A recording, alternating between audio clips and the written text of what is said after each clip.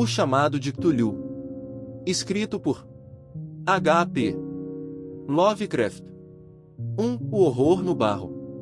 A coisa mais misericordiosa do mundo é, segundo penso, a incapacidade da mente humana em correlacionar tudo o que sabe. Vivemos em uma plácida ilha de ignorância em meio a mares negros de infinitude, e não fomos feitos para ir longe. As ciências, cada uma empenhando-se em seus próprios desígnios, até agora nos prejudicaram pouco, mas um dia a compreensão ampla de todo esse conhecimento dissociado revelará terríveis panoramas da realidade e do pavoroso lugar que nela ocupamos. De modo que ou enlouqueceremos com a revelação ou então fugiremos dessa luz fatal em direção à paz e ao sossego de uma nova idade das trevas. Os teosofistas especularam a respeito da incrível magnitude do ciclo cósmico, em que o nosso universo e a raça humana não passam de breves incidentes. Sugeriram estranhas permanências em termos que fariam o sangue gelar se não estivessem mascaradas por um brando otimismo. Mas os teosofistas não foram os responsáveis pelo singular relance de anos proibidos que me dá calafrios em pensamento e enlouquece-me no sonho. Esse relance, como todos os temíveis relances da verdade, foi um lampejo decorrente de uma conjunção acidental de coisas separadas, no caso, uma notícia de jornal e as anotações de um professor universitário já falecido. Espero que ninguém mais logre correlatar estes itens, não há dúvida de que, se eu viver, jamais contribuirei algum a uma corrente tão horrenda. Creio que o professor também pretendia manter-se calado a respeito do que sabia e destruir as anotações, caso não houvesse sucumbido a uma morte súbita.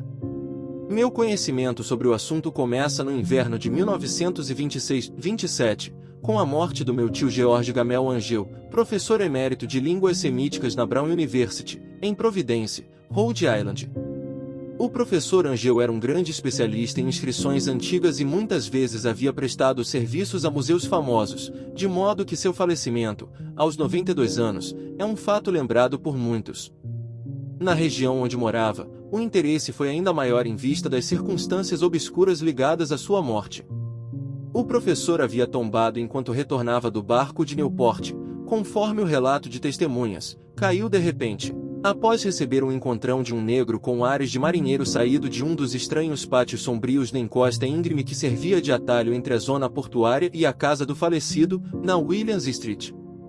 Os médicos não conseguiram detectar nenhuma disfunção aparente, mas após um debate concluíram, perplexos, que alguma lesão cardíaca obscura, decorrente da escalada de um morro tão íngreme por um senhor de idade tão avançada, fora responsável pelo fim.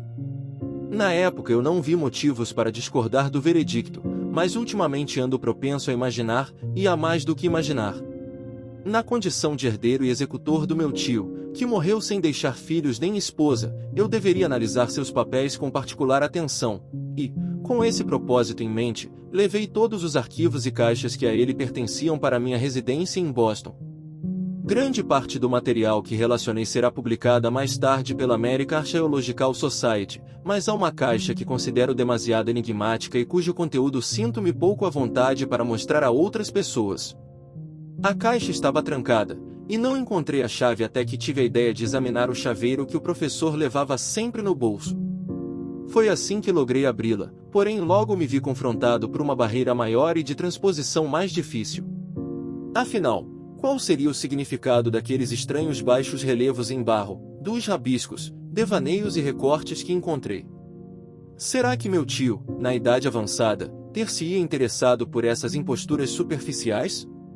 Decidi sair em busca do excêntrico escultor que, ao que tudo indicava, transtornara a paz de espírito do pobre velho.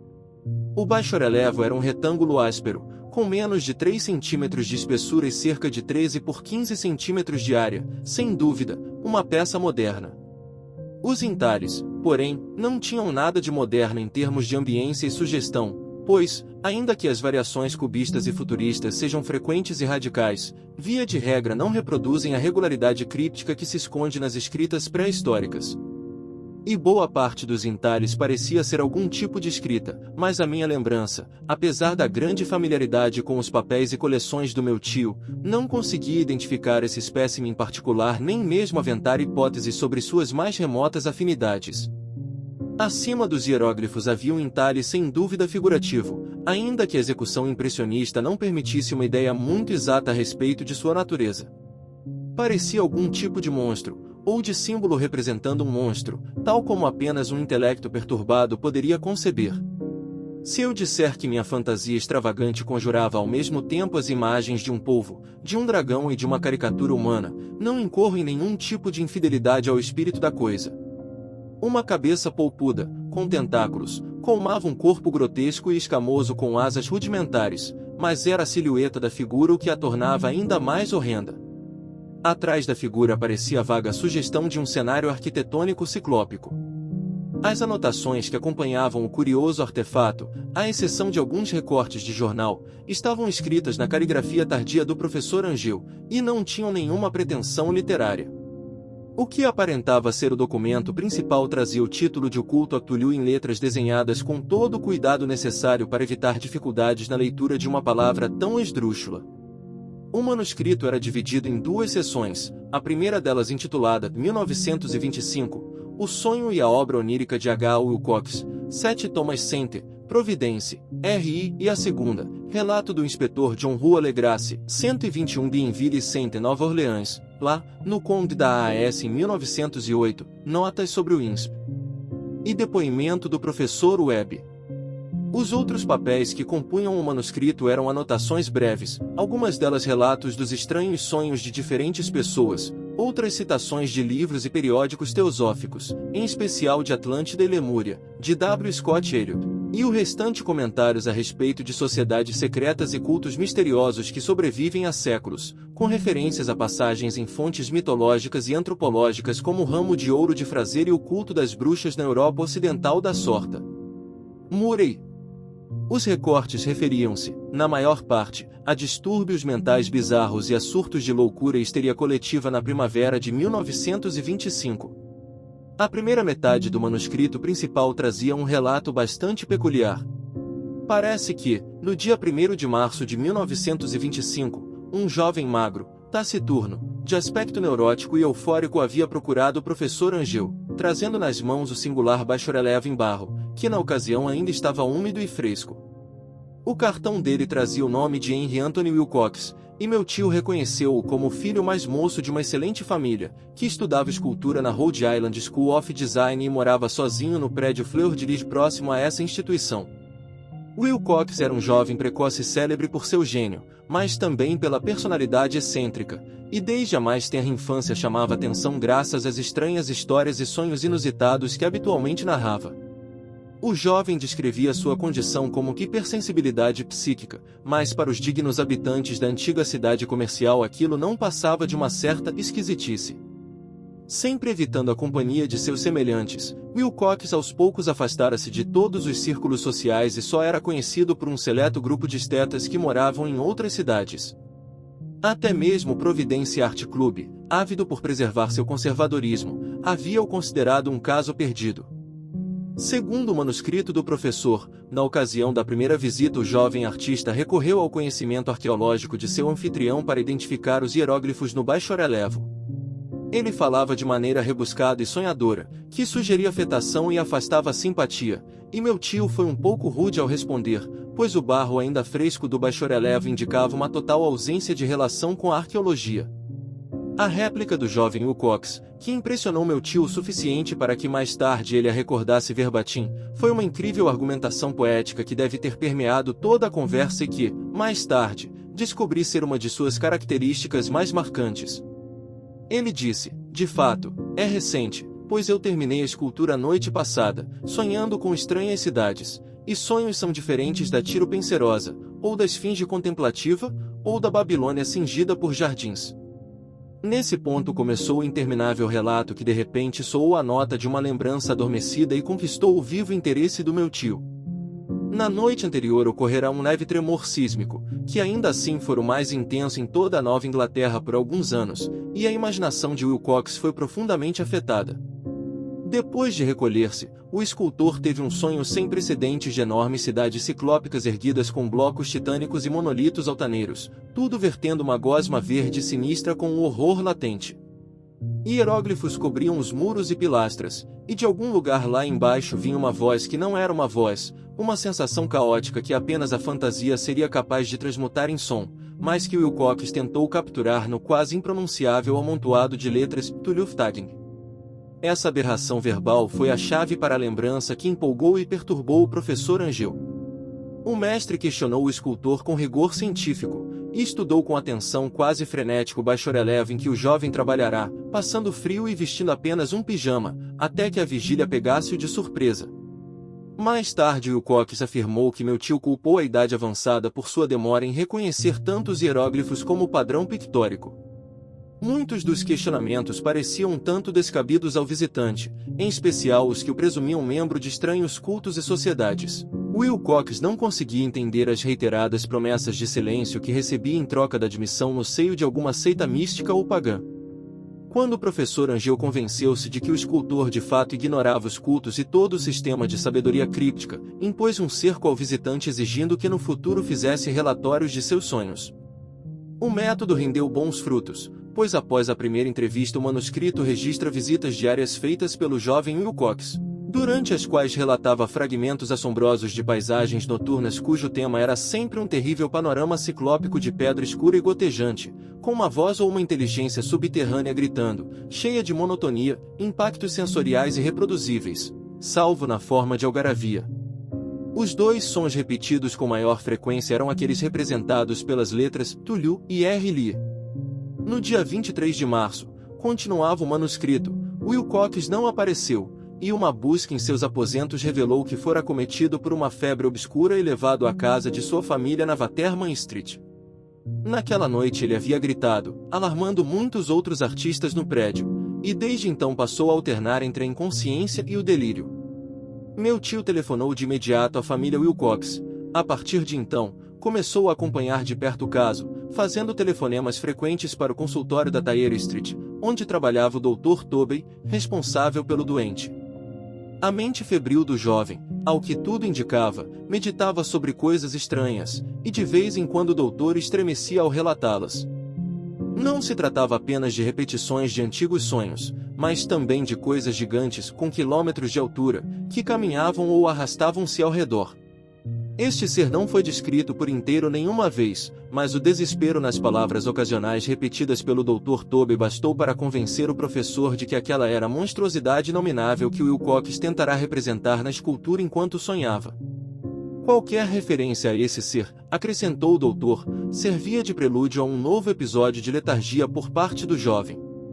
Sua temperatura não estava muito acima do normal, o que era um tanto singular, mas a condição geral do paciente era mais típica de febre do que de distúrbios mentais. No dia 2 de abril, às 3 horas da tarde, todos os sintomas da moléstia de Wilcox sumiram de repente. Ele se endireitou na cama, surpreso ao ver-se em casa e alheio a tudo que havia acontecido em sonho ou realidade desde a noite de 22 de março. Depois de receber alta do médico, voltou a seus aposentos no terceiro dia, porém não pôde mais ajudar o professor Angel. Todos os resquícios dos estranhos sonhos haviam desaparecido com a melhora, e meu tio parou de registrar os pensamentos noturnos de Wilcox após uma semana de relatos pífios e irrelevantes de visões absolutamente corriqueiras. Neste ponto acabava a primeira parte do manuscrito, mas referências a certas anotações esparsas deram-me farto material para reflexão, tão farto, na verdade, que apenas o ceticismo inato da minha filosofia incipiente poderia explicar a desconfiança que eu nutria em relação ao artista. As anotações a que me refiro traziam descrições dos sonhos de várias pessoas durante o mesmo período em que o jovem Wilcox relatou suas estranhas visões. Parece que meu tio não tardou a começar uma investigação abrangente entre todos os amigos a quem poderia, sem parecer inoportuno, solicitar relatos diários de sonhos e as datas precisas de quaisquer visões notáveis surgidas por aquela época. As reações ao pedido parecem ter sido as mais diversas. Mesmo assim, o professor Angel deve ter recebido mais respostas do que qualquer um seria capaz de arquivar sem a ajuda de um secretário. As correspondências originais não foram preservadas, mas as anotações do professor traziam resumos completos e esclarecedores. Pessoas envolvidas em assuntos sociais e negócios, o PSAL da Terra da Nova Inglaterra, quase sempre davam resultados negativos, apesar de alguns relatos esparsos de impressões noturnas inquietantes, mas difusas, sempre entre 23 de março e 2 de abril, o período que o jovem Wilcox passou delirando. Homens ligados à ciência também se mostraram pouco suscetíveis, ainda que 4 descrições vagas sugiram relances de estranhas paisagens e um relato mencione o temor de alguma coisa sobrenatural.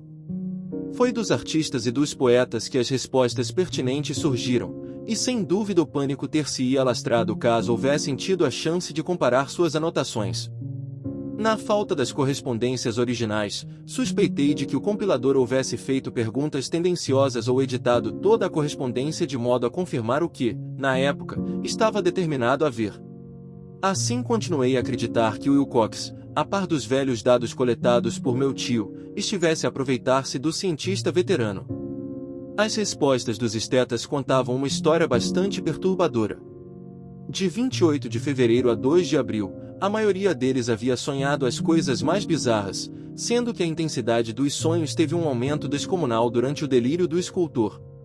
Mais de um quarto dos estetas relatava cenas e sons de algum modo semelhantes aos que Wilcox havia descrito, e alguns dos sonhadores manifestavam verdadeiro pavor da enorme coisa inominável surgida nos últimos episódios. Um dos casos, descrito com riqueza de detalhes nas anotações, foi bastante triste. A vítima, um arquiteto célebre com inclinações à teosofia e ao ocultismo, perdeu completamente a razão no dia em que Wilcox adoeceu e, por fim, sucumbiu depois de vários meses, gritando para que o salvassem de alguma hoste infernal. Se meu tio houvesse feito referências aos casos por meio de nomes em vez de números, eu teria buscado provas e começado uma investigação pessoal, mas, da forma como tudo aconteceu, só consegui rastrear uns poucos missivistas. Todos, no entanto, corroboravam a íntegra das anotações. Muitas vezes perguntei-me se todas as pessoas questionadas pelo professor sentiam-se tão desorientadas quanto esse grupo. É bom que nenhuma explicação jamais os alcance. Os recortes, conforme já expliquei, discutiam casos de pânico, mania e excentricidade durante o mesmo período. O professor Angel deve ter contratado algum serviço de recortes, pois a quantidade de notícias era imensa, e as fontes espalhavam-se por todos os cantos do mundo. Eis aqui um suicídio noturno em Londres, em que um homem adormecido atirou-se da janela após soltar um grito horripilante. Eis aqui, da mesma forma, uma carta divagante ao editor de um jornal na América do Sul, em que um fanático anuncia o futuro horrendo que lhe foi revelado em uma visão. Uma notícia da Califórnia descreve uma colônia de teosofistas vestidos de branco à espera de um acontecimento glorioso que não chega nunca, enquanto os recortes da Índia discutem com cautela as tensões entre os nativos do país durante o fim de março. Orgias voodoo multiplicam-se pelo Haiti, e os postos avançados na África noticiam balbucios nefastos. Na mesma época, os oficiais americanos nas Filipinas relatam problemas com certas tribos, e os policiais de Nova York veem-se atacados por levantinos histéricos na noite de 22 de março. O oeste da Irlanda também sente a influência de rumores e lendas, e um pintor fantástico chamado Ardois Bonot expõe uma paisagem de sonho blasfema no Salão de Paris durante a primavera de 1926. Os problemas noticiados nos asilos para loucos são tão numerosos que só um milagre pode ter impedido a classe médica de notar os estranhos paralelismos e tirar conclusões enigmáticas. No geral, um amontoado de recortes um tanto esquisitos, hoje mal posso conceber o racionalismo convicto com que os pus de lado. Mas na época eu estava convencido de que o jovem Wilcox conhecia os velhos assuntos mencionados pelo professor. 2. O relato do inspetor Legrasse. Os velhos assuntos que justificavam toda a importância dada ao sonho e ao baixo-relevo do escultor eram o tema abordado na segunda parte do longo manuscrito. Parece que em uma ocasião anterior o professor Angel tinha visto a silhueta infernal daquela monstruosidade inominável, indagado sobre a natureza dos hieróglifos desconhecidos e ouvido as sílabas nefastas que só se deixam reproduzir como Cthulhu como resposta. E tudo de forma tão perturbadora e horrível que não surpreende o fato de o acadêmico ter perseguido o jovem Wilcox com perguntas e pedidos de informação. Essa primeira experiência ocorreu em 1908, 17 anos atrás, durante o Congresso Anual da American Archaeological Society em Saint Louis. O professor Angel, como convinha a alguém de seu renome, ocupou uma posição de destaque em todas as deliberações, e foi uma das primeiras pessoas a serem abordadas por vários estranhos que aproveitavam o evento para fazer perguntas e expor problemas aos especialistas. O líder desses forasteiros, e logo o principal foco de atenção durante todo o congresso, era um homem de meia idade, com aparência comum, que tinha viajado desde Nova Orleans em busca de algumas informações específicas que não se podiam obter em nenhuma fonte de pesquisa local. Seu nome era John Raymond Legrasse, e ele trabalhava como inspetor de polícia. O homem trazia consigo o motivo da visita, uma grotesca e repulsiva estatueta em pedra, que aparentava ser muito antiga, e cuja origem ele não conseguia determinar. Não se deve supor que o inspetor Legrasse tivesse o mais remoto interesse por arqueologia. Pelo contrário, buscava esclarecimentos por razões puramente profissionais. A estatueta, ídolo, fetiche ou o que fosse foi encontrado alguns meses atrás nos pântanos ao sul de Nova Orleans durante uma operação policial em um suposto ritual voodoo. E os rituais de adoração à imagem eram tão singulares e tão hediondos que os policiais acreditavam ter encontrado um culto nefasto até então desconhecido, infinitamente mais diabólico do que os mais obscuros círculos voodoo de toda a África. Sobre a origem do culto, afora as histórias erráticas e absurdas contadas pelos membros capturados, não se descobriu nada, o que explicava a ânsia da polícia em ter acesso à sabedoria dos antiquários, que poderiam ajudá-los a compreender o tenebroso ícone e, assim, rastrear o culto até a sua origem. O inspetor Legrasse não estava preparado para a comoção que seu relato gerou. Bastou um relance do objeto para que os homens de ciência lá reunidos fossem tomados pela euforia e logo estivessem acotovelando-se ao redor do inspetor a fim de ver a diminuta figura cuja absoluta estranheza e cujos ares de antiguidade abismal traziam fortes indícios de panoramas desconhecidos e arcaicos. Nenhuma escola conhecida de escultura havia animado aquele terrível objeto, mas o passar de séculos e talvez milênios parecia estar registrado na superfície opaca e esverdeada da pedra indefinível. A imagem, que aos poucos foi passada de mão em mão a fim de propiciar um exame mais detido e minucioso por parte dos especialistas, tinha entre 18 e 20 centímetros de altura e ostentava uma técnica artística notável. Representava um monstro de traços vagamente antropoides, mas com uma cabeça de polvo cujo rosto era um amontoado de tentáculos, um corpo escamoso, prodigiosas garras nas patas dianteiras e traseiras e longas asas estreitas nas costas. A coisa, que transpirava uma terrível malevolência sobrenatural, tinha um aspecto inchado e sentava-se em uma pose vil sobre um bloco ou pedestal retangular coberto por caracteres indecifráveis. A ponta das asas tocava a borda traseira do bloco e o corpo ocupava o centro, enquanto as longas garras curvas das pernas traseiras, que estavam dobradas, agarravam-se à borda frontal e estendiam-se para baixo em direção à base do pedestal. A cabeça do cefalópode projetava-se para frente, de maneira que a ponta dos tentáculos faciais tocava o dorso das enormes garras dianteiras, que cingiam os joelhos da criatura sentada. O aspecto da figura era de um realismo anormal, tornado ainda mais temível porque nada se sabia a respeito de sua origem. Não havia dúvida quanto à antiguidade vasta, assombrosa e incalculável do artefato. No entanto, não se percebia elo algum com a arte do nascimento da civilização, nem com a de qualquer outra época. O próprio material era um mistério insondável. A rocha preto esverdeada, com veios e listras dourados ou iridescentes, não se assemelhava a nada conhecido pela geologia ou pela mineralogia. Os caracteres em torno da base eram igualmente desorientadores. E, ainda que o evento reunisse a metade dos especialistas mundiais no assunto, nenhum participante foi capaz de sugerir qualquer afinidade linguística. Assim como o tema e o material, os hieróglifos pertenciam a alguma coisa terrivelmente remota e distinta da humanidade tal como a conhecemos, algo que sugeria antigos ciclos profanos da vida, em que o nosso mundo e os nossos conceitos não têm lugar. Contudo, enquanto os participantes sacudiam a cabeça um após o outro e declaravam-se vencidos pelo desafio do inspetor, um homem percebeu um bizarro toque familiar na escultura e na escrita monstruosas e declarou, com certa hesitação, o pouco que sabia. Este homem era o falecido William Channing Webb, professor de antropologia na Princeton University e notável explorador. 48 anos antes, o professor Webb havia participado de uma excursão à Groenlândia e à Islândia em busca de inscrições rúnicas que não foram encontradas, e, nos picos do oeste da Groenlândia, descobriu uma tribo ou um culto singular de esquimós degenerados cuja religião, uma forma curiosa de adoração ao demônio, enregelou-lhe os ossos com a sanguinolência e o horror deliberados. Era uma crença sobre a qual os outros esquimós pouco sabiam, mencionada sempre em meio a calafrios, diziam que se originara em éons pavorosamente remotos, quando o mundo sequer existia. Além de ritos indescritíveis e sacrifícios humanos, Havia sinistros rituais hereditários que rendiam homenagem a um demônio supremo e ancestral, ou Tornazuk, e o professor Webb fez uma transcrição fonética minuciosa ao ouvir a palavra de um velho angeco, ou feiticeiro sacerdote, registrando os sons em alfabeto romano da maneira mais clara possível. Mas naquele instante o ponto central era o fetiche que este culto adorava, e ao redor do qual os esquimós dançavam quando a aurora surgia por entre as escarpas geladas. Tratava-se, afirmou o professor, de um baixo-relevo primitivo, em pedra, com uma figura execranda e inscrições crípticas. Segundo acreditava, em todas as características essenciais era um paralelo rústico do artefato bestial que naquele instante era discutido no Congresso.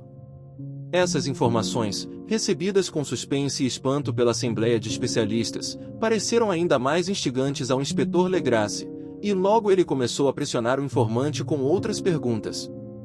Tendo transcrito e copiado um rito de tradição oral praticado pelos adoradores que a polícia havia prendido nos pântanos, o inspetor solicitou ao acadêmico que tentasse relembrar as sílabas colhidas entre os esquimós diabolistas.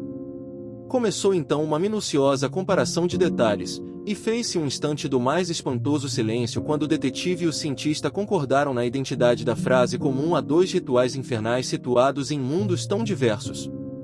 O que tanto os feiticeiros esquimós quanto os sacerdotes do pântano de Louisiana cantavam a seus ídolos era algo como o que segue, sendo as divisões entre as palavras meras suposições baseadas nas pausas feitas durante a entoação das frases. Legrasse estava um passo adiante do professor Webb, pois muitos dos prisioneiros mestiços haviam lhe repetido o significado que os adoradores mais velhos atribuíam a essas palavras. A tradução era algo como, na casa em Rli, Tulio, morto, aguarda sonhando.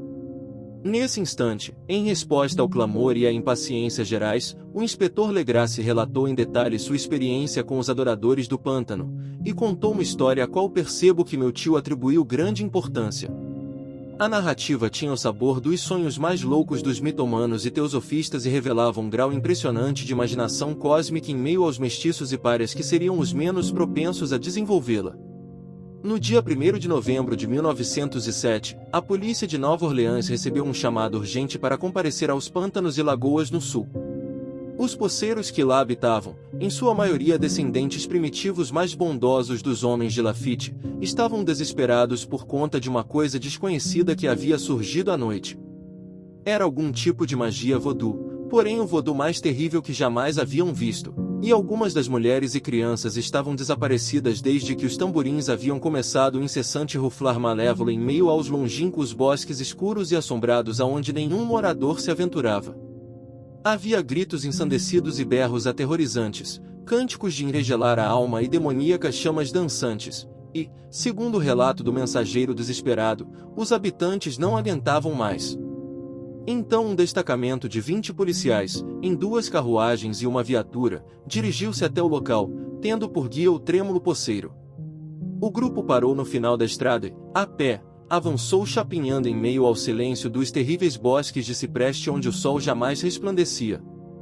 Raízes abomináveis e forças malévolas de barba de pau assediavam os homens por todos os lados, e de quando em quando, um amontoado de pedras úmidas ou o fragmento de um muro pútrido, ao sugerir uma habitação mórbida, intensificava a atmosfera depressiva que cada árvore disforme e cada ilhota infestada de fungos ajudava a criar. Por fim o vilarejo dos poceiros, um lamentável amontoado de casebres, descortinou-se logo adiante, e os habitantes histéricos vieram correndo amontoar-se em volta do grupo de lanternas errantes. O ruflar abafado dos tamborins podia ser ouvido ao longe, muito ao longe, e um grito apavorante ressoava a intervalos irregulares, sempre que o vento mudava. Um clarão avermelhado também parecia filtrar através da pálida vegetação rasteira para além dos intermináveis caminhos da noite na floresta. Relutantes em ficar sozinhos, os poceiros recusaram-se terminantemente a dar mais um passo sequer em direção ao local do culto profano, e assim o inspetor Legrasse e seus 19 colegas avançaram sem ter quem os guiasse rumo às arcadas de horror que nenhum deles jamais havia cruzado. A região explorada pela polícia tinha fama de ser amaldiçoada, e era em boa parte desconhecida e inexplorada pelos brancos. Havia lendas a respeito de um lago secreto jamais visto por olhos mortais, onde habita uma coisa branca, informe, cheia de pólipos e com olhos luminosos, e em voz baixa os poceiros contavam histórias sobre demônios com asas de morcego que, à meia-noite, saíam de cavernas subterrâneas para adorá-lo. Diziam que já estava lá antes de D'Iberville, antes de La Salle, antes dos índios e até mesmo antes das bestas enérgicas e dos pássaros do bosque. Era um pesadelo encarnado, e vê-lo era morrer. Mas o monstro fazia os homens sonharem, então eles mantinham-se afastados. A orgia voodoo era celebrada, de fato, na periferia daquela área execranda, mas ainda assim o local era ruim o bastante, talvez o próprio lugar do culto houvesse assustado os poceiros mais do que os terríveis sons e incidentes. Só a poesia ou a loucura poderiam fazer justiça aos clamores ouvidos pelos homens de Legrasse enquanto abriam caminho através do negro lodaçal em direção ao fulgor rubro e ao som dos tamborins. Existem certas qualidades vocais particulares aos homens, e outras particulares às bestas, e é terrível escutar uma sair da garganta da outra. A fúria animal e a libertinagem orgíaca incitavam paroxismos demoníacos por meio de gritos e êxtases ruidosos que explodiam e reverberavam pelos bosques noturnos como tempestades pestilentas das profundezas do inferno. De vez em quando os uivos discordantes cessavam e, do que parecia ser um coro bem treinado de vozes ríspidas, erguia-se em um cântico aquela terrível frase ou feitiço, PHNBLWNAF TULURLI VANAGUFTADING. Foi quando os homens, depois de chegar a um ponto onde o bosque era menos denso, conseguiram divisar o espetáculo. 4 deles sentiram vertigens, um desmaiou e 2 foram acometidos por gritos frenéticos, que a cacofonia delirante da orgia por sorte abafou. Legrasse jogou água do pântano no rosto do policial desmaiado, e todos começaram a tremer, quase hipnotizados por aquele horror. Uma clareira natural do pântano abrigava uma ilha coberta de grama, com talvez um acre de extensão, sem nenhuma árvore e razoavelmente seca. Lá saltava e contorcia-se uma ordem indescritível de aberrações humanas que apenas um símil ou um angarola seriam capazes de pintar. Despidos, aqueles seres híbridos urravam, mugiam e convulsionavam-se ao redor de uma colossal fogueira circular, em cujo centro, visível por entre as frestas ocasionais que abriam-se na cortina de fogo, erguia-se um enorme monólito granítico com 2,5 metros de altura, e no topo deste, em sua contrastante estatura diminuta, repousava o odioso ídolo entalhado em pedra. De um amplo círculo composto por 10 patíbulos montados a intervalos regulares ao redor do monólito envolto em fogo pendiam, de cabeça para baixo, os corpos terrivelmente mutilados dos poceiros indefesos que haviam desaparecido. Era no interior do círculo que a roda de adoradores saltava e rugia, movendo-se da direita para a esquerda em bacanais intermináveis entre o círculo dos corpos e o círculo de fogo. Pode ter sido apenas a imaginação ou apenas um eco que levou um dos homens, um espanhol de sangue quente, a imaginar que ouvia respostas antifônicas ao ritual vindas de algum ponto longínquo e escuro nas profundezas daquele bosque de lenda e horror ancestrais. O homem, Joseph de Galvez, eu mais tarde encontrei e questionei, e ele mostrou ter a imaginação um tanto fértil.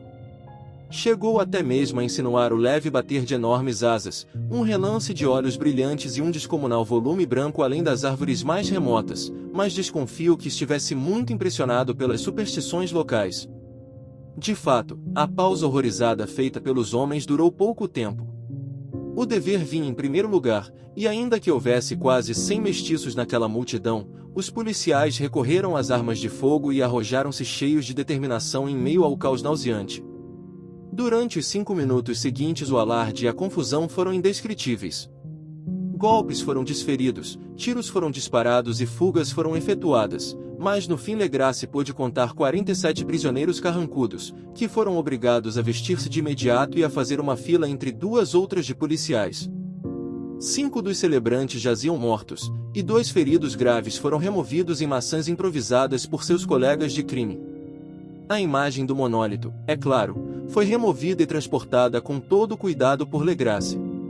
Examinados na delegacia após uma viagem muito tensa e cansativa, todos os prisioneiros revelaram-se homens vis, mestiços e mentalmente perturbados. Muitos eram marinheiros, e alguns negros e mulatos, na maior parte caribenhos ou portugueses de Brava, no Cabo Verde, davam a cor do voodoo ao culto heterogêneo. Mas logo após as primeiras perguntas ficou evidente que a descoberta envolvia algo muito mais profundo e antigo do que o fetichismo negro. Degradados e ignorantes como eram, Aquelas criaturas atinham-se com surpreendente obstinação à ideia central de sua odiosa fé. Disseram ser adoradores dos grandes anciões que viveram eras antes do primeiro homem nascer e chegaram a um mundo ainda jovem vindos do céu. Os anciões já haviam sucumbido, no interior da terra e no fundo do mar, mas seus corpos mortos haviam revelado segredos nos sonhos dos primeiros homens, que iniciaram um culto imortal.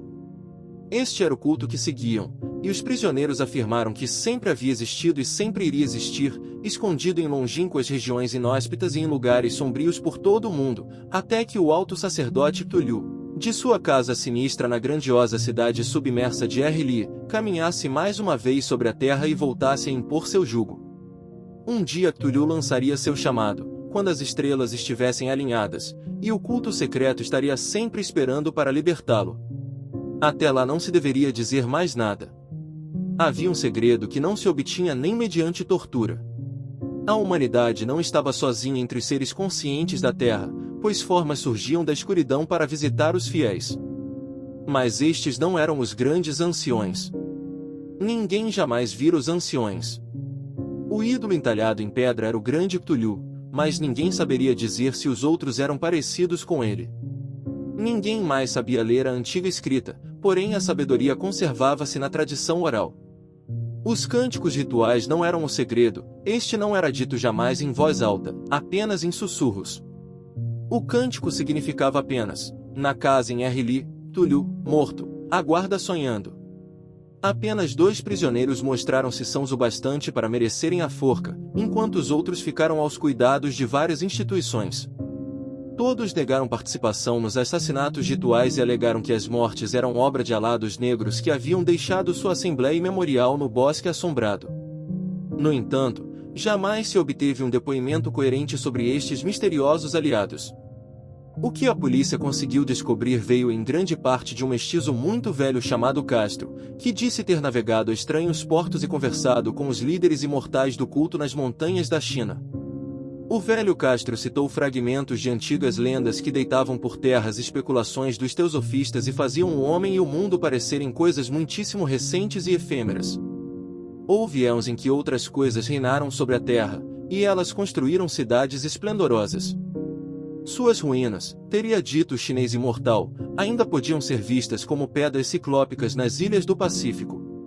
Todas essas coisas morreram em épocas ancestrais, muito antes do primeiro homem nascer, mas havia uma arte capaz de trazê-las de volta quando as estrelas voltassem a se alinhar no ciclo da eternidade.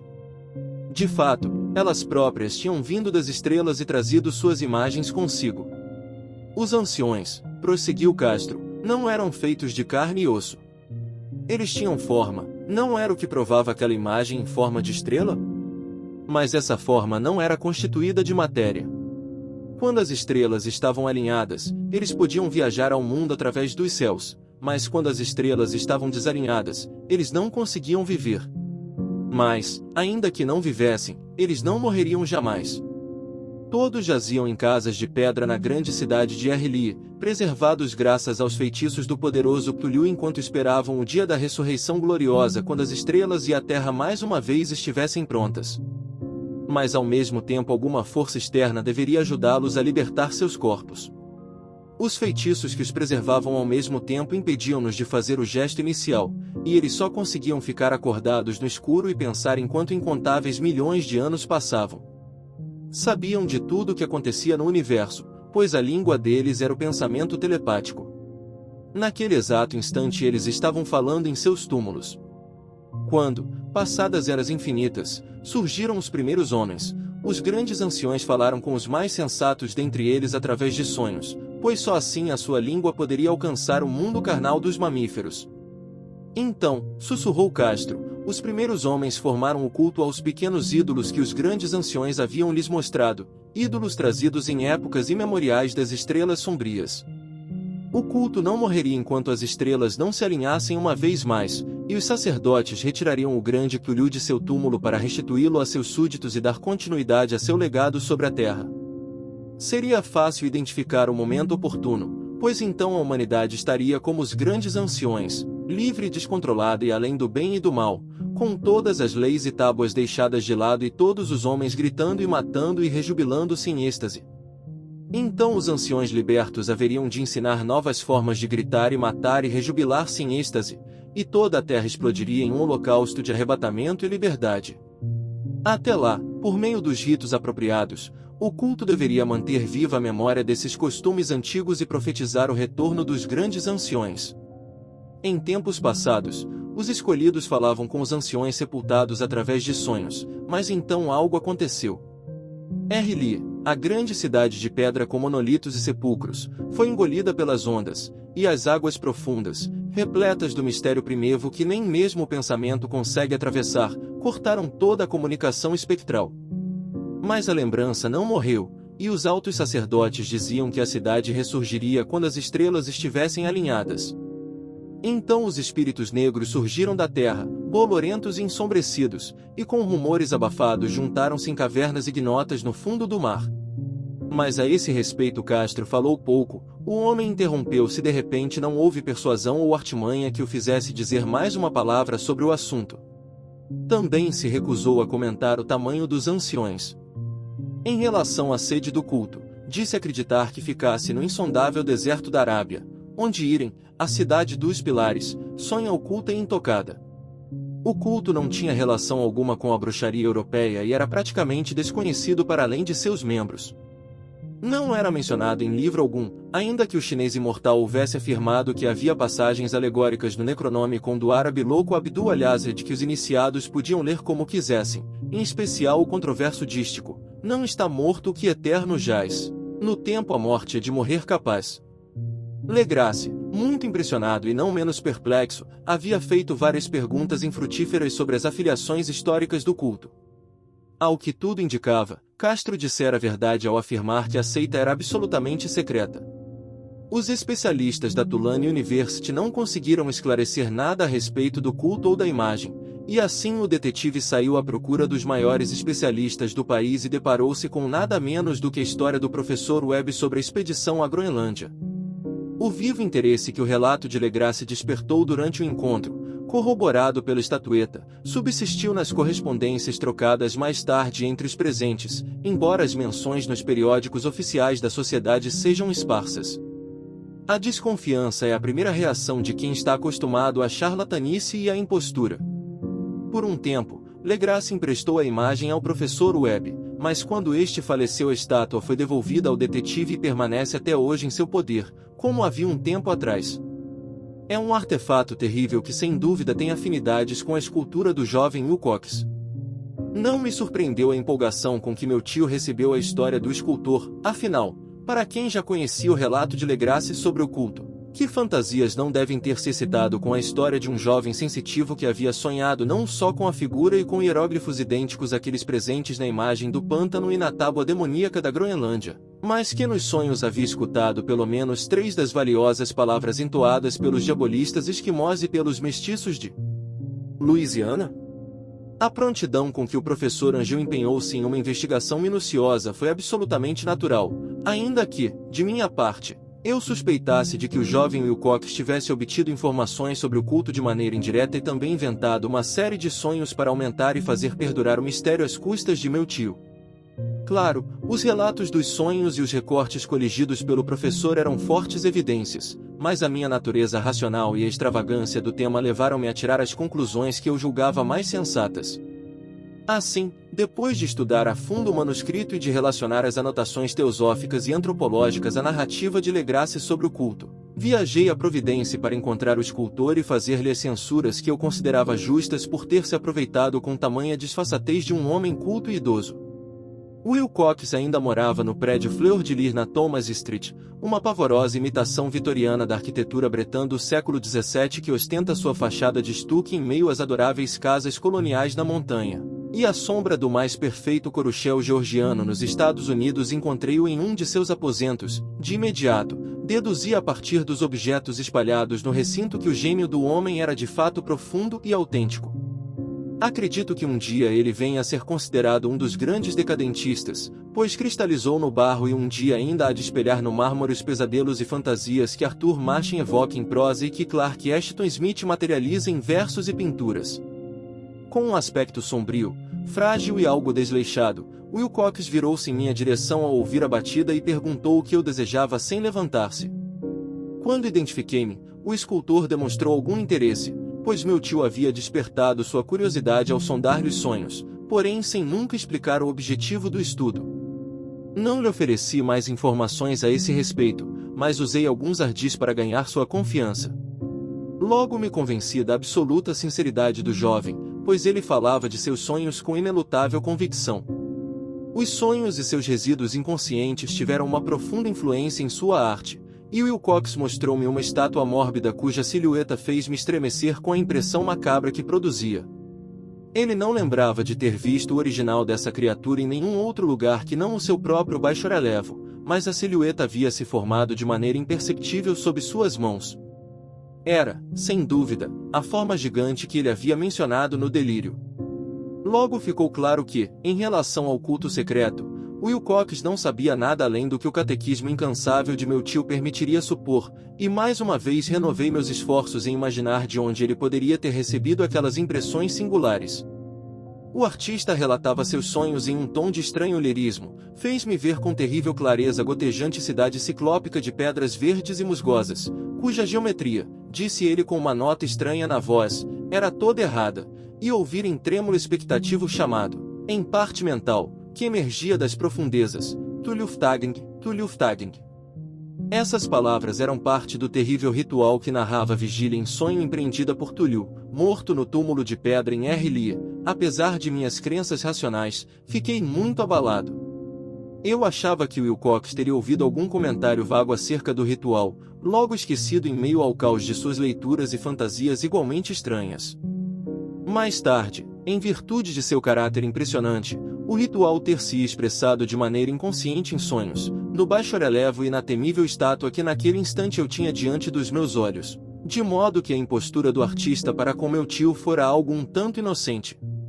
O jovem era o tipo de pessoa a um só tempo afetada e algo insolente que eu jamais conseguia apreciar, mas a estas alturas eu já era capaz de admitir o gênio e a honestidade dele. Despedimo-nos em termos cordiais, e desejei-lhe todo o sucesso que seu talento promete. O culto continuou a exercer um poderoso fascínio sobre mim, e às vezes eu me imaginava famoso por ter pesquisado sua origem e suas relações. Fiz uma visita a Nova Orleans, conversei com Legrasse e os outros integrantes do grupo de busca, vi a terrível imagem e pude até mesmo interrogar os prisioneiros mestiços sobreviventes. O velho Castro, infelizmente, havia falecido alguns anos atrás.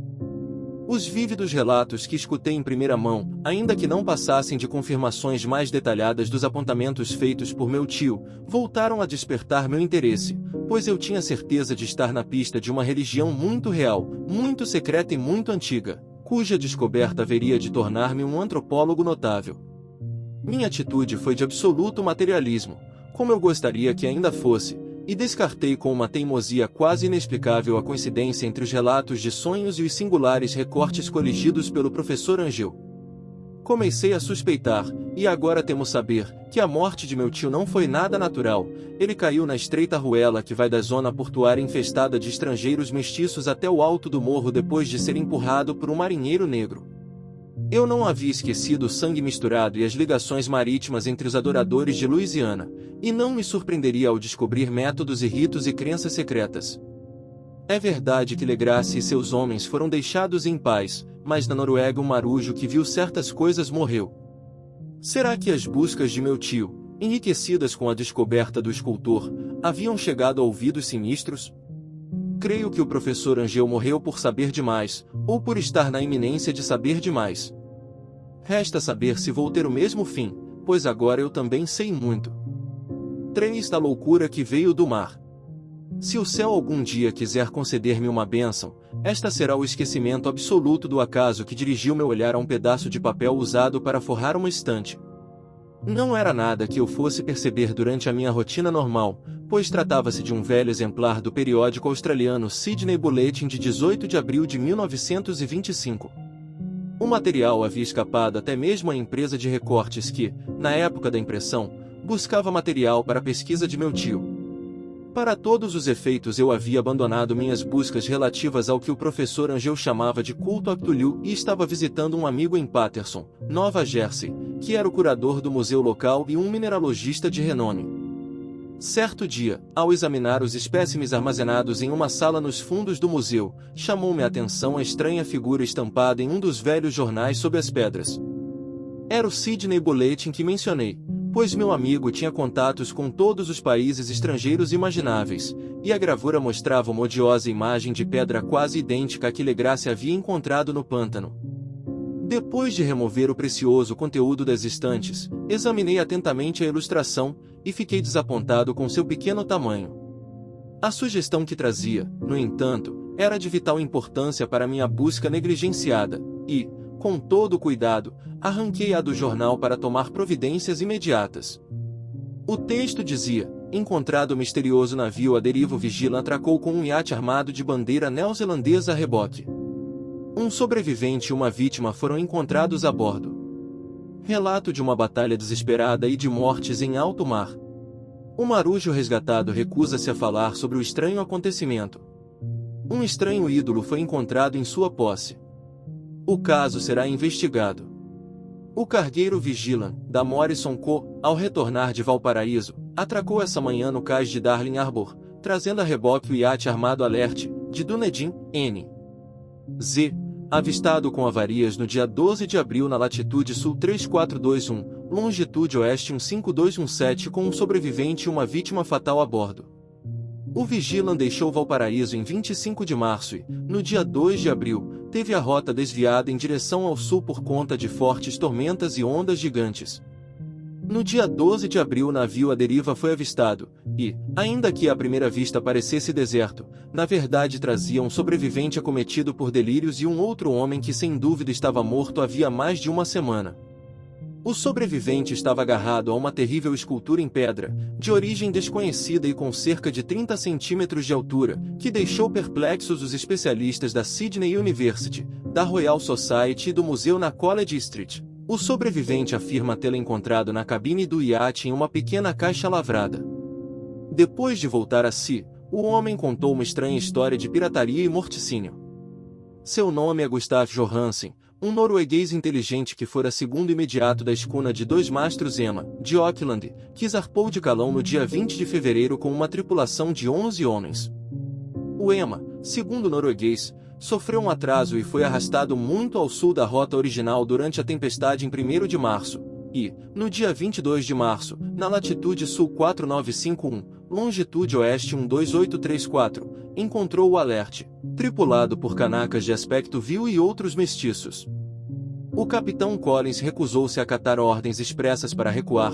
Foi quando, sem aviso prévio, a estranha tripulação abriu fogo contra a escuna, usando uma pesada bateria de canhões que integrava o equipamento do iate. Os homens do Emma deram combate, afirma o sobrevivente, e, mesmo com a embarcação a pique em decorrência de tiros recebidos abaixo da linha de água, conseguiram aproximar-se do navio inimigo e abordá-lo, lutando contra a tripulação selvagem no convés do iate e vendo-se obrigados a matá-los todos, por estarem os inimigos em vantagem numérica e também em decorrência da maneira odiosa e desesperada, embora canhestra, como lutavam. 3 tripulantes do Emma, entre eles o capitão Collins e o primeiro imediato Green, foram mortos, e os 8 homens restantes, comandados pelo segundo imediato Johansen, puseram-se a navegar o iate capturado, seguindo a rota original para descobrir o que teria motivado as ordens para voltar atrás. No dia seguinte a tripulação aportou em uma pequena ilha, ainda que não se conheça nenhum acidente geográfico do tipo naquela parte do oceano, e 6 homens morreram em terra, ainda que Johansen seja um tanto reticente no que tange a essa parte da história e limite-se a dizer que todos caíram num precipício rochoso. Ao que parece, mais tarde ele e o companheiro restante tripularam o iate e tentaram navegá-lo, mas foram derrotados pela tormenta do dia 2 de abril. O homem não recorda quase nada do que se passou entre essa data e o dia 12, quando foi salvo, tendo esquecido até mesmo o dia em que William Briden, seu último companheiro, veio a falecer. Não há nenhuma causa aparente para a morte de Briden, provavelmente motivada por uma crise nervosa ou por uma insolação. Telegramas de Dunedin indicam que o Alert era bem conhecido como navio mercante e que tinha má fama em toda a zona portuária. A embarcação pertencia a um curioso grupo de mestiços, cujos frequentes encontros e incursões noturnas aos bosques despertavam muitas suspeitas, e havia zarpado com grande pressa logo depois da tempestade e dos tremores de terra em 1º de março. Nosso correspondente em Auckland atribui ao Emma e a seus homens uma excelente reputação, e Johansen é descrito como um homem equilibrado e valoroso.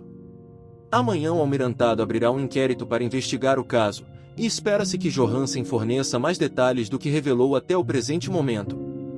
Além da imagem infernal que a acompanhava, esta era a íntegra da notícia, mas que turbilhão de ideias provocou em minha fantasia. Ali estava um verdadeiro tesouro de informações acerca do culto a Cthulhu, com indícios de que seus estranhos interesses manifestavam-se não apenas em terra, mas também no mar. Que motivo teria levado a tripulação mestiça a ordenar o retorno do Emma enquanto navegavam com um ídolo pavoroso?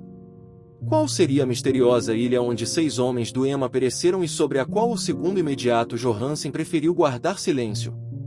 O que a investigação do vice-almirantado teria descoberto? E o que se sabia a respeito do culto maléfico em Dunedin? E, acima de tudo, que profunda e terrível relação entre as datas seria essa, que conferia uma relevância maligna e incontestável aos vários acontecimentos registrados com tanto desvelo pelo meu tio? O dia 1º de março, nosso 28 de fevereiro, segundo a linha internacional de data, trouxe o sismo e a tempestade. Em Dunedin, o Alert zarpou apressado com sua ruidosa tripulação, como se atendesse a um chamado urgente, e no outro lado da terra poetas e artistas sonharam com uma estranha e úmida cidade ciclópica enquanto um jovem escultor, em um acesso de sonambulismo, moldou as formas do temível Cthulhu. Em 23 de março a tripulação do Emma desembarcou em uma ilha desconhecida onde 6 homens pereceram, e nessa noite os sonhos de um homem sensível adquiriram uma vividez ainda maior e obscureceram-se com o terror inspirado por um monstro gigante, enquanto um arquiteto enlouqueceu e um escultor de repente sucumbiu ao delírio. E o que dizer da tempestade em 2 de abril, a data em que todos os sonhos relativos à cidade úmida cessaram e Wilcox libertou-se dos grilhões de sua estranha febre? O que dizer de tudo isso, das insinuações do velho Castro sobre os anciões, vindos das estrelas e enterrados no mar, e de seu reinado futuro? O que dizer de seus fiéis adoradores e do poder que exercem sobre os sonhos? Será que eu estava prestes a descobrir horrores cósmicos além da compreensão humana? Em caso afirmativo, tais horrores deveriam ser apenas quimeras, pois de alguma forma o dia 2 de abril havia posto um fim à ameaça monstruosa que preparava um cerco às almas de toda a humanidade. Naquela noite, depois de mandar alguns telegramas às pressas e de fazer alguns planos, despedi-me do meu anfitrião e tomei um trem para São Francisco. Em menos de um mês eu estava em Dunedin, onde, no entanto, descobri que pouco se sabia em relação aos adeptos do culto que haviam ficado pelas antigas tavernas portuárias. A escória do porto era demasiado ordinária para merecer atenção, mesmo assim, ouviam-se menções a uma viagem empreendida pelos mestiços, durante a qual o som abafado de tambores e uma chama rubra foram percebidos nas montanhas mais distantes.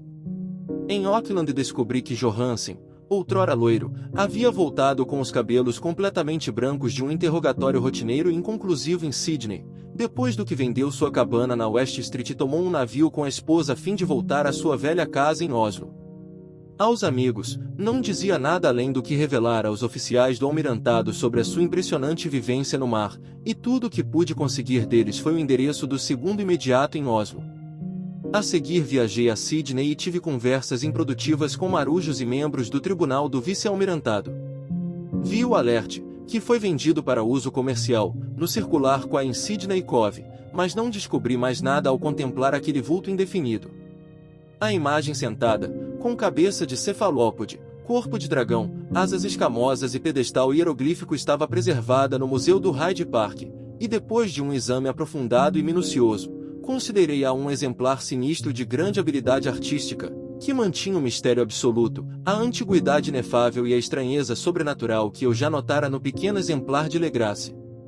Para os geólogos, a peça era um enigma monstruoso, disse-me o curador, pois asseguraram-me que não havia, em lugar algum do mundo, outra rocha como aquela. Então lembrei com um calafrio do que o velho Castro havia dito a Legrasse sobre os grandes anciões. Eles vieram das estrelas e trouxeram suas imagens consigo. Abalado por esta revolução mental sem precedentes, decidi visitar o segundo imediato Johansen em Oslo. Ao chegar em Londres, reembarquei sem demora rumo à capital norueguesa, e aportei em um dia de outono nos charmosos cais à sombra da Egeberg. Logo descobri que o endereço de Johansen ficava na antiga cidade do rei Harald Hardrade, que manteve vivo o nome de Oslo durante os séculos em que a cidade maior passou disfarçada de Cristiania. Fiz o breve percurso de táxi, com o coração aos sobressaltos, bati na porta de uma construção antiga com a fachada em estuque. Uma senhora de preto com olhar triste abriu a porta, e fui tomado pela decepção quando, num inglês hesitante, ela me explicou que Gustav Johansen havia falecido. Disse que o marido morrera logo após voltar à Noruega, pois os acontecimentos no mar em 1925 haviam acabado com sua fibra. Johansen não lhe havia dito nada além do que revelara ao público, mas deixará um longo manuscrito, nas palavras dele, relativo a questões técnicas, escrito em inglês, sem dúvida para salvaguardar a esposa de uma leitura casual. Durante uma caminhada por uma ruela estreita nas docas de Gotemburgo, um fardo de papéis jogado de uma trapeira atingiu o segundo imediato. 2 marinheiros lascares prontamente ajudaram-no a se levantar, mas o homem morreu antes que o socorro chegasse. Os médicos não encontraram nenhuma causa plausível para o óbito, e atribuíram-no a problemas cardíacos e a uma constituição frágil. Neste ponto eu senti em minhas entranhas o terror negro que só me deixará no dia em que eu também descansar, seja por acidente ou de outra forma. Após convencer a viúva de que meu interesse nas questões técnicas de seu marido era suficiente para assegurar-me a posse do manuscrito, levei o documento embora e comecei a lê-lo no barco de volta a Londres. Era um relato simples e divagante, uma tentativa de diário post-factum por um marinheiro humilde, que buscava relembrar, dia após dia, os terrores daquela última viagem fatídica.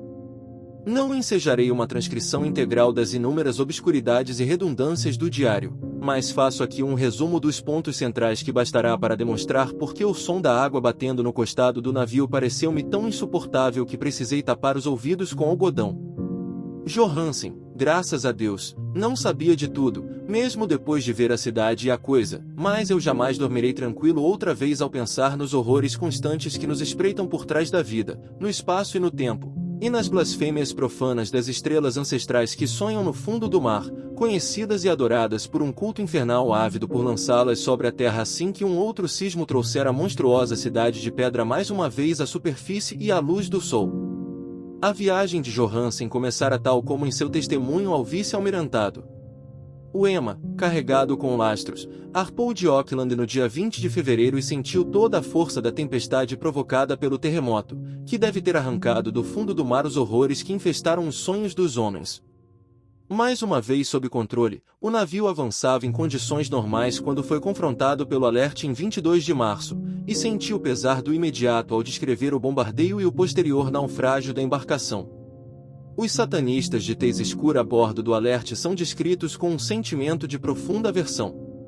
Havia algo de abominável naqueles homens, que fez com que sua aniquilação parecesse quase um dever, e Johansen demonstra legítima surpresa com a acusação de crueldade feita contra sua tripulação durante o inquérito judicial. Em seguida, movidos pela curiosidade no iate recém-capturado sob o comando de Johansen, a tripulação avistou um enorme pilar rochoso que se erguia do oceano e, na latitude sul 479, longitude oeste 12643, encontrou um litoral composto por uma mistura de barro, gosma e pedras ciclópicas recobertas por algas que não poderiam ser nada menos do que a substância palpável que compunha o terror supremo da Terra, o cadáver da apavorante cidade de Errilia, construída incontáveis éons antes da história por formas vastas e odiosas vindas de estrelas sombrias. Lá estavam o grande Cthulhu e suas hordas, ocultos sob as catacumbas viscosas enfim transmitindo, depois de eras incalculáveis, os pensamentos que semeavam o medo nos sonhos dos homens sensíveis e os clamores imperiosos que incitavam os fiéis a partirem uma jornada de libertação e restauração. Johansen não suspeitava de tudo isso, mas Deus sabe que ele viu o suficiente.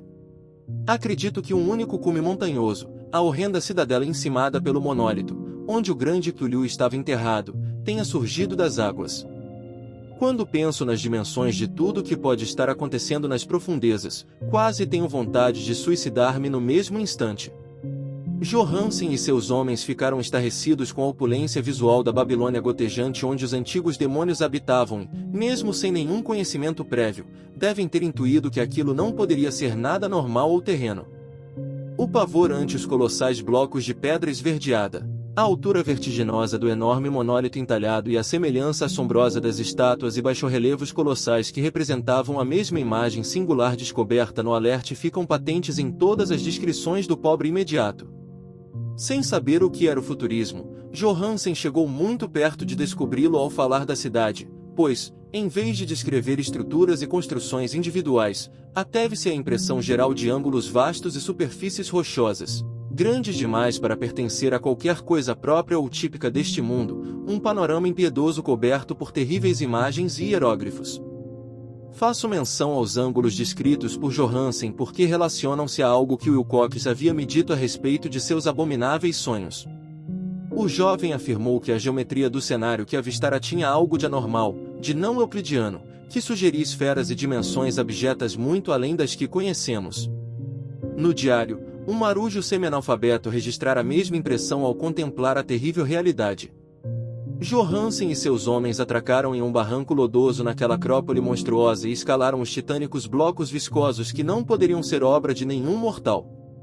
O próprio sol do firmamento parecia distorcido quando visto através do miasma polarizante que emanava daquele naufrágio perverso, e um suspense deformante pairava zombeteiro nos insanos ângulos furtivos da pedra lavrada, em que um segundo relance mostrava uma superfície côncava logo depois de havê-la mostrado convexa. Algo muito similar ao pânico apoderou-se de todos os exploradores mesmo antes que encontrassem qualquer coisa além de gosma e algas.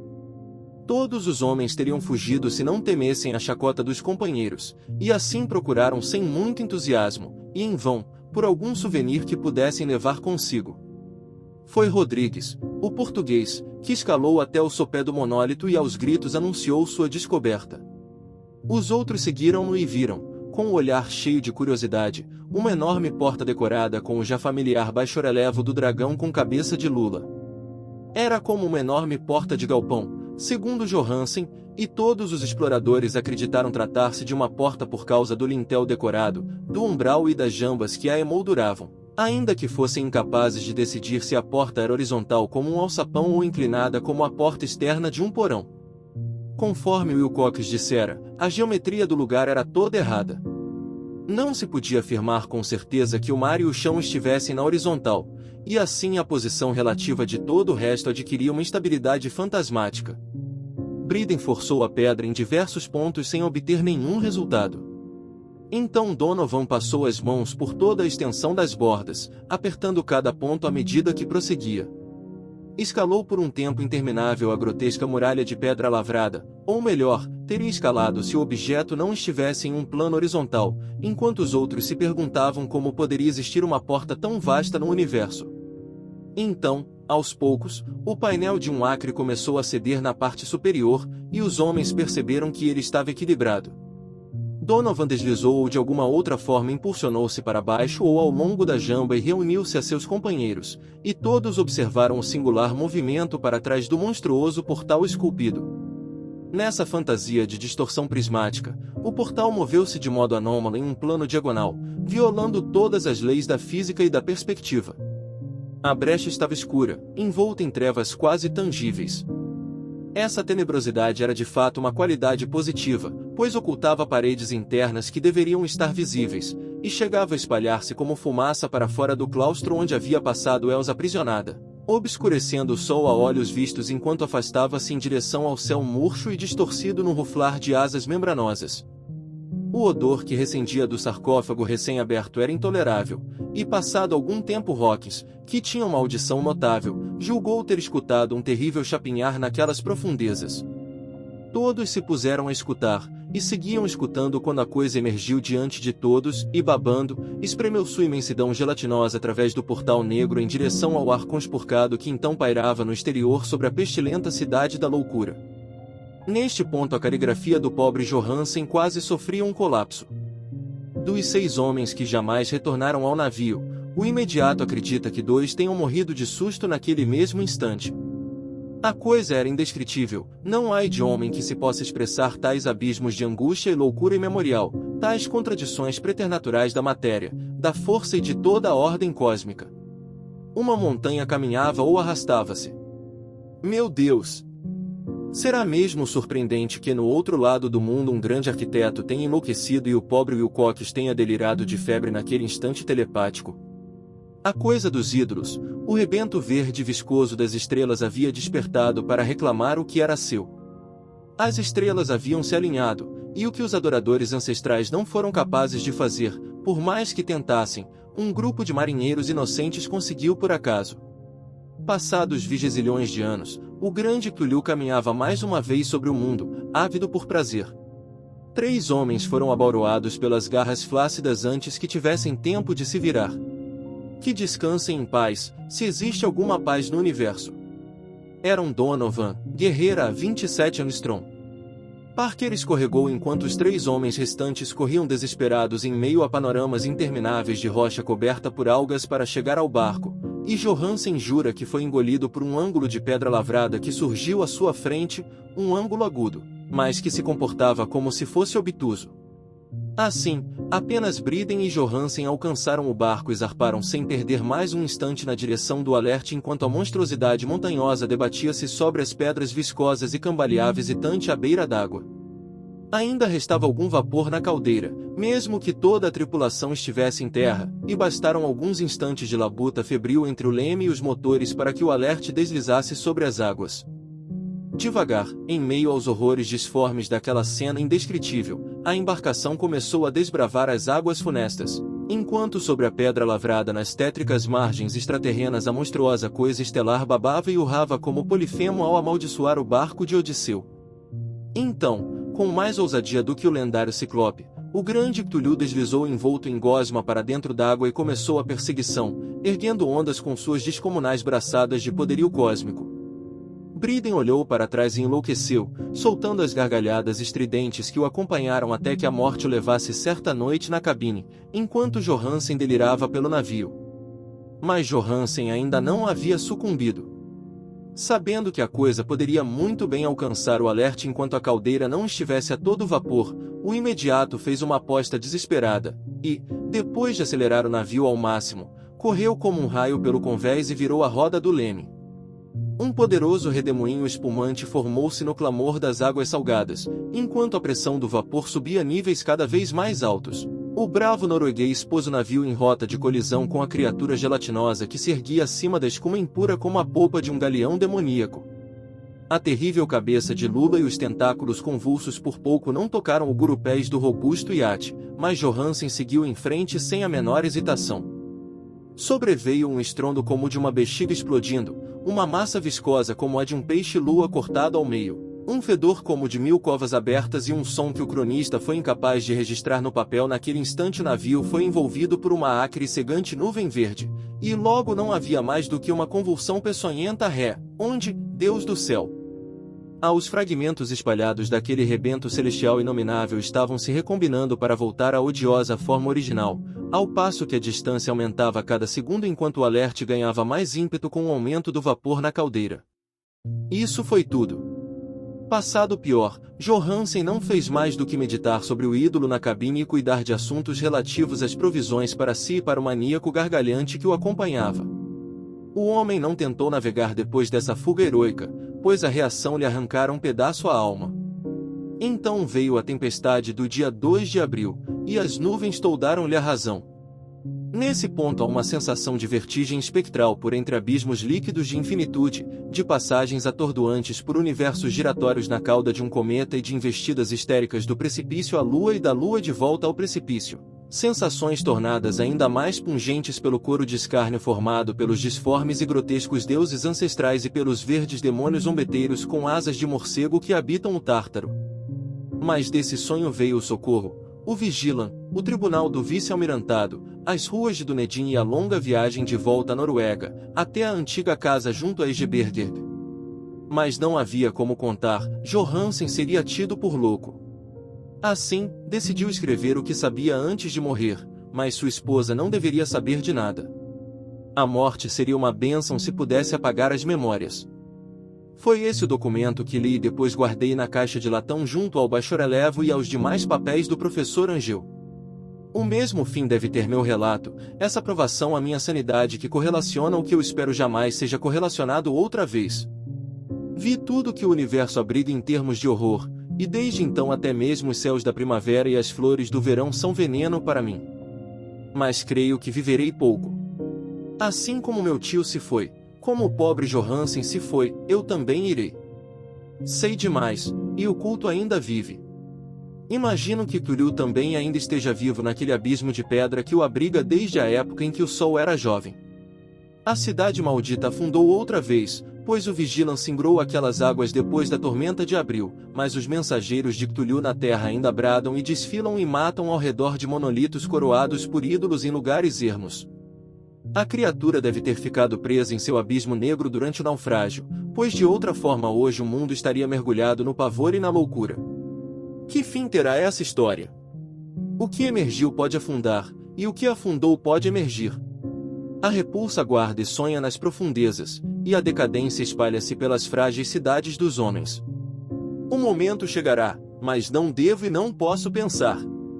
Rezo para que, se eu não sobreviver a este manuscrito, meus executores ponham a cautela antes da ousadia e cuidem para que ninguém mais lhe ponha aos olhos. Fim.